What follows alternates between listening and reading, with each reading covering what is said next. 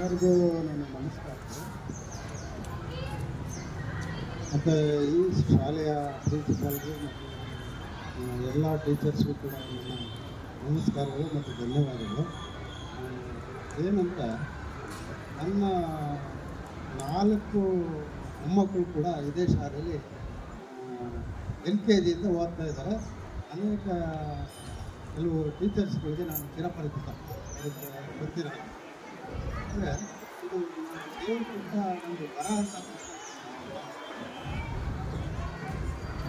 ಒಂದು ವರವೇ ಸರಿ. ಏಕೆಂದರೆ ನಮ್ಮ ಕೊನೆಯ ಸ್ಟೇಜ್ನಲ್ಲಿ ನಾವು ಇದ್ದೀವಿ. ಆ ಸ್ಟೇಜ್ನಲ್ಲಿ ನಾವು ಏನು ಮೊಮ್ಮಕ್ಕಳ ಜೊತೆ ಜೊತೆಗೆ ಆಟ ಆಡೋದು ನಲಿಯೋದು ಎಲ್ಲವೂ ಕೂಡ ನಾನು ಅನುಭವಿಸಿದ್ದೇನೆ. ಅವರು ಒಂದೊಂದು ಆ್ಯಕ್ಟಿವಿಟಿ ಕೂಡ ನನಗೆ ಭಾಳ ಸ್ಫೂರ್ತಿಯನ್ನು ಕೊಡುತ್ತೆ. ಮತ್ತು ಇನ್ನೂ ಅವ್ರ ಜೊತೆಗೆ ಹೆಚ್ಚೆಚ್ಚು ಕಾಲ ಇರೋಣ ಅಂತ ಹೇಳಿದೆ. ಈಗ ನನ್ನ ಮೊಮ್ಮಗನ ಕರ್ಕೊಂಡು ಬಂದಿದ್ದೀನಿ. ಅವನ ಜೊತೆಗೆ ನಾನು ಇದನ್ನು ಶಟ್ಲ್ ಆಡ್ತೀನಿ, ಆಟಗಳನ್ನ ಆಡ್ತೀನಿ, ಪಾಠ ಹೇಳ್ಕೊಡ್ತೀನಿ.